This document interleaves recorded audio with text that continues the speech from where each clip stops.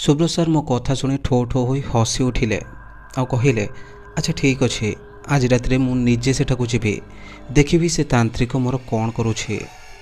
तापर डाक्टर आमको discharge report धराई विदा करते। सुब्रत सार आम फेरिलु थाना को। बाटरे सुब्रत सार रातिर से घटना को नहीं बारंबार आमको चाह हसी चली थांते। किसी समय मध्य आम थाना पहुँची गलु। सुब्रत सार संगे संगे आज रातिर सेठाकू जीवाई एक स्वतंत्र टीम गठन कले और सही टीम रू आम 6 जन को बाद दे कहले तुम्हें मैंने एठारे रहिबो आमर किछि असुविधा हेले तुमर आवश्यकता पड़ी पारे। यह कही आमको कहले बे तुम्हें मैंने जाओ रेस्ट नियो पुनश्च संध्या को भेट हेबो। नित्यकर्म सारी संध्या 6टा बेलू आम जाई थाना रे पहुँचला बेलू सुब्रत सार और तांको टीम सेठारु जाई सारी। आम सब थाना बारंडारे बसी गत रातिर घटी घटना विषय आलोचना करुथाओ।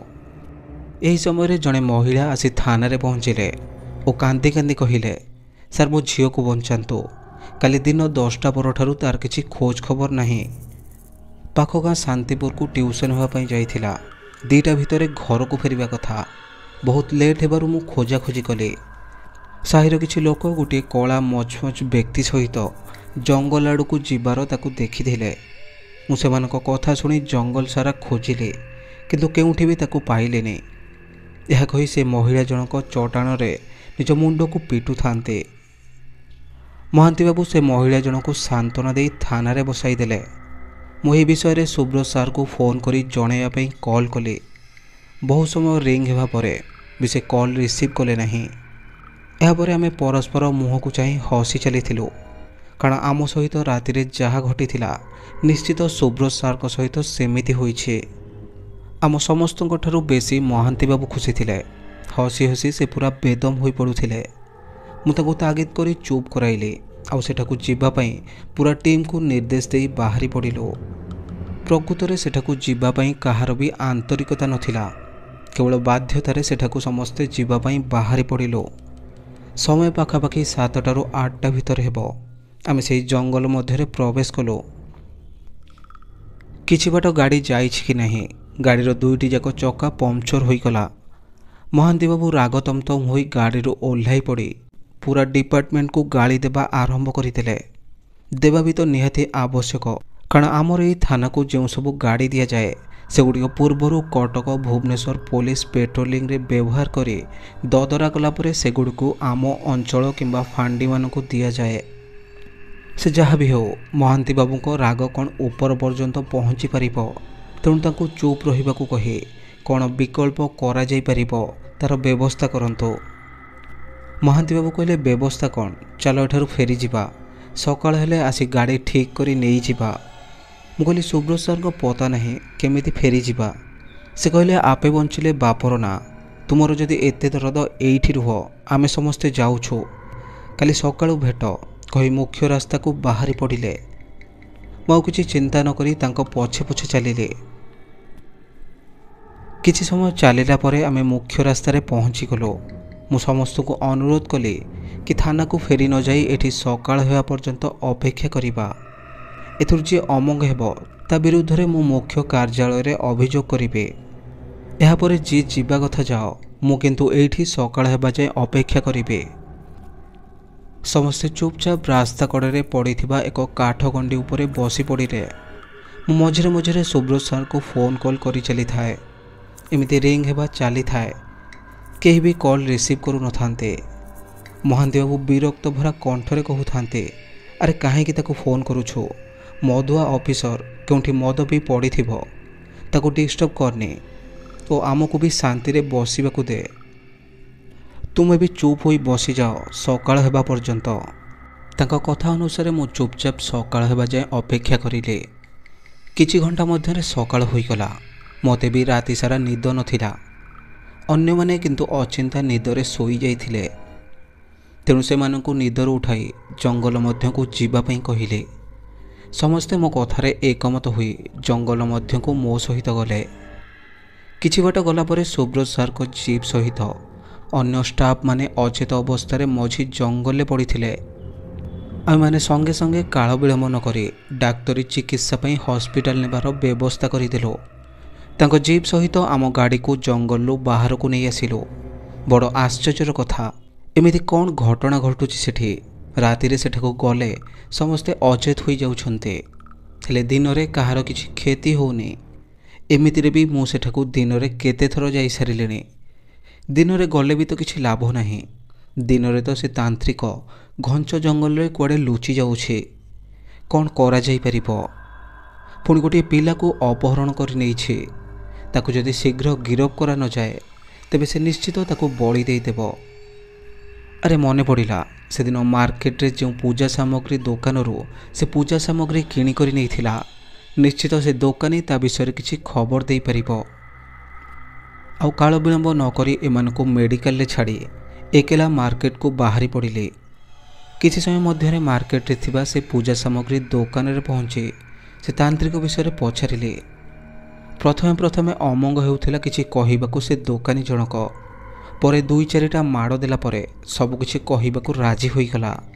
ତାର ସର୍ତ୍ତ ଥିଲା ଯେ ସେ ଏଠି କିଛି କହିବନି, କେଉଁ ଏକ ନିଛାଟିଆ ଜାଗାରେ କହିବ। ତେଣୁ ମୁଁ ତାକୁ ସାଥିରେ ଧରି ଏକ ନିଛାଟିଆ ସ୍ଥାନକୁ ନେଇ ଆସିଲି। ସେଠାରେ ସେ କହିଲା କି ସେ ତାନ୍ତ୍ରିକ ଜଣକ ପ୍ରତି ଅମାବାସ୍ୟାର ଦିନେ 2 ଦିନ ପୂର୍ବରୁ ଓ ପରଦିନ ମଧ୍ୟ ଏଠାକୁ ଆସେ, ଆଉ ମୋ ପାଖ ଦୋକାନ ଯଦି ବନ୍ଦ ଥାଏ ତେବେ ମୋ ପାଖରୁ କିଛି ପୂଜା ସାମଗ୍ରୀ ନେଇକରି ଯାଏ। ମୋ ପାଖରେ ଥିବା ସେହି ପୂଜା ଦୋକାନୀ ସହିତ ସେ ତାନ୍ତ୍ରିକର ଭଲ ସମ୍ପର୍କ। ସେ ଦୋକାନୀ ଭାଇ ଜଣକ ବହୁତ ଥର ପୂଜା ଜିନିଷ ନେଇ ସେ ତାନ୍ତ୍ରିକକୁ ଦେବାର ଆମେ ସବୁ ଦେଖିଛୁ। ଆଉ ହଁ, ସେ ତାନ୍ତ୍ରିକ ଜଣକ ଏସବୁ ନେଇ କୁଆଡ଼େ ମଣିଷ ବଳି ଦେଉଛି ସେ ଜଙ୍ଗଲ ଭିତରେ। ଏପରି କଥା ବି ମାର୍କେଟରେ କେତେଜଣ କୁହନ୍ତି। ତେଣୁ ସେଠି ଏସବୁ କିଛି ଆଲୋଚନା ନ କରିବା ପାଇଁ ଏହି ଏକ ନିଛାଟିଆ ସ୍ଥାନ କଥା କହିଲେ। ମୁଁ ଯେତିକି ଜାଣିଥିଲି ତା ବିଷୟରେ ସେତିକି ହିଁ କହିଦେଲି। ମୋତେ ଏଥର ଛାଡ଼ି ଦିଅନ୍ତୁ। ଏହାପରେ ମୁଁ କହିଲି, ଛାଡ଼ିଦେବି ତ ନିଶ୍ଚୟ। ଏଥର ତୁମକୁ ଏକ କାମ କରିବାକୁ ପଡ଼ିବ। ମୋ ଫୋନ୍ ନମ୍ବର ରଖ। ସେ ତାନ୍ତ୍ରିକ ଯେଉଁଦିନ ପୂଜା ଜିନିଷ ପାଇଁ ଆସିବ ମୋତେ ତୁରନ୍ତ କଲ୍ କରି ଜଣାଇଦେବ। କାରଣ ଆଉ ଅଳ୍ପ ଦିନ ପରେ ଅମାବାସ୍ୟା ଆସୁଛି। ନିଶ୍ଚିତ ଏଥର ବି ପୂଜା ଜିନିଷ ପାଇଁ ସେ ଏଠାକୁ ଆସିବ। ଏହାପରେ ସେ ଦୋକାନୀ ଜଣକୁ ତା ସ୍ଥାନରେ ଛାଡ଼ିଦେଇ ଥାନାକୁ ଆସିଲେ। ପୂର୍ବରୁ ସୁବ୍ରତ ସାର୍ ଓ ମହାନ୍ତି ବାବୁ ମଧ୍ୟ ମେଡ଼ିକାଲରୁ ଥାନାକୁ ଆସିଯାଇଥିଲେ। ମୋତେ ସୁବ୍ରତ ସାର୍ ଦେଖି ସଙ୍ଗେ ସଙ୍ଗେ କହିଲେ, ଏ କେସ୍ ଯେତିକି ସହଜ ଭାବୁଥିଲେ ସେ ତାନ୍ତ୍ରିକକୁ ଧରିବାଟା ଏତେ ସହଜ ନୁହେଁ। ପୁଣି ବି ଗୋଟିଏ ପିଲାକୁ ଅପହରଣ କରି ନେଇଛି। ମୁଁ କହିଲି, ଆପଣ ବ୍ୟସ୍ତ ହୁଅନ୍ତୁନି ସାର୍, ଦେଖନ୍ତୁ ଖୁବ୍ ଶୀଘ୍ର ମୁଁ ତାକୁ ଧରି ଆଣିବି। ମୋତେ ମାତ୍ର ଏଇ ଅମାବାସ୍ୟା ପର୍ଯ୍ୟନ୍ତ ସମୟ ଦିଅନ୍ତୁ। ତାଙ୍କ ସହିତ ଗତ ରାତିରେ ଯାହା ଘଟିଥିଲା ସେ ସେଥିପାଇଁ ପୁରା ବିବ୍ରତ ଥିଲେ। ତେଣୁ ତାଙ୍କୁ ବେଶୀ କିଛି ନ କହି ମହାନ୍ତି ବାବୁଙ୍କୁ ସାଥିରେ ନେଇ ପୁଣି ଥରେ ସେହି ଜଙ୍ଗଲ ଆଡ଼କୁ ବାହାରି ପଡ଼ିଲୁ। କିଛି ସମୟ ମଧ୍ୟରେ ସେଠାରେ ପହଞ୍ଚିଗଲୁ। ଯେଉଁ ସ୍ଥାନରେ ଆମର ଜିପ୍ ପମ୍ପଚର ହୋଇଥିଲା ସେହି ରାସ୍ତାରେ ଦେଖିଲୁ କି ସ୍ଥାନେ ସ୍ଥାନେ ଲୁହା କଣ୍ଟା ସବୁ ପଡ଼ିଛି, ଯାହାଦ୍ୱାରା ସେଦିନ ଆମ ଗାଡ଼ି ପମ୍ପଚର ହୋଇଥିଲା। ପୁଣି କିଛି ବାଟ ଆଗକୁ ଗଲା ପରେ ଦେଖିଲୁ ଯେଉଁଠି ସୁବ୍ରତ ସାର୍ ଓ ତାଙ୍କ ଟିମ୍ ଅଚେତ ହୋଇଯାଇଥିଲେ ସେହି ନିକଟରେ ଥିବା ଗଛରେ କିଛି ପାଣି ବୋଟଲ ବନ୍ଧା ହୋଇଛି ଓ ସେହି ବୋଟଲର ଦେହ ସାରା ଛିଦ୍ର କରାଯାଇଛି। ଏହିପରି ସେହି ଗଛରେ 5ରୁ 6ଟି ବୋଟଲ ଥିଲା। ସେଥିରେ ଅଳ୍ପ ଅଳ୍ପ କିଛି ପାଣି ପରି କେମିକାଲ ଥିଲା। ସେସବୁକୁ ମୋ ପାଖରେ ଥିବା ପାଣି ବୋଟଲ ଭିତରେ ଏକତ୍ରିତ କରି ସାଥିରେ ନେଇ ଆସିଲୁ। ଆମର ମଧ୍ୟ ଉତ୍କଣ୍ଠା ବଢ଼ି ଚାଲିଥିଲା ଜାଣିବାକୁ ଯେ ସେ ବୋଟଲରେ ଥିବା କେମିକାଲଟି କେଉଁଥିପାଇଁ ସେ ଗଛରେ ବନ୍ଧା ଯାଇଥିଲା। ଏହାପରେ ଆମେ କିଛି ବାଟ ଗଲା ପରେ ସେ ଗୁମ୍ଫାଟି ପଡ଼ିଲା। ଅତି ସାହସ କରି ତା ମଧ୍ୟକୁ ଚୁପଚାପ ପଶିଗଲୁ।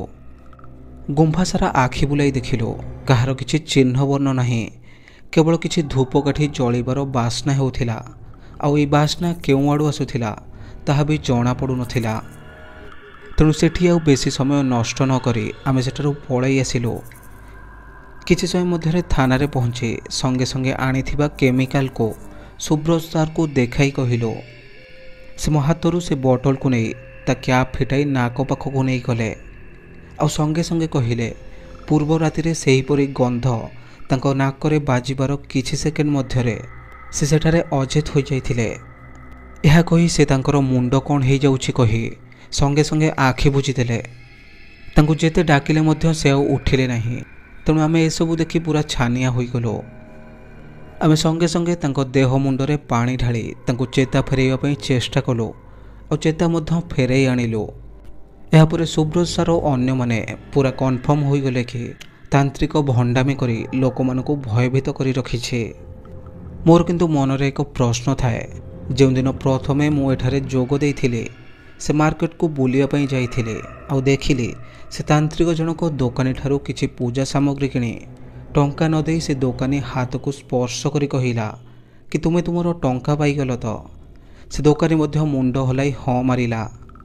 मते आज भी आश्चर्य लगे से कथा को चिंता कला बेलको। तेणु मु नीरव रहिली आउ सुब्रत सार को परवर्ती निष्पत्ति आउ निर्देश अनुसार तदंत को आग को बढ़ाइया पे अपेक्षा करिले। सुब्रत सार दिन में मध्य निशा करते, तेणु से आमको अपेक्षा करिया पई कही तांको रूम आड़ को चलीगले। यापर महांती बाबू मु और अन्य स्टाफ माने परस्पर को चाहे हसाहसी होइलु, कारण सुब्रत सार मध्य आम अचेत हेबा कथारे बहुत हसी आ मजाक मध्य करिसेंते।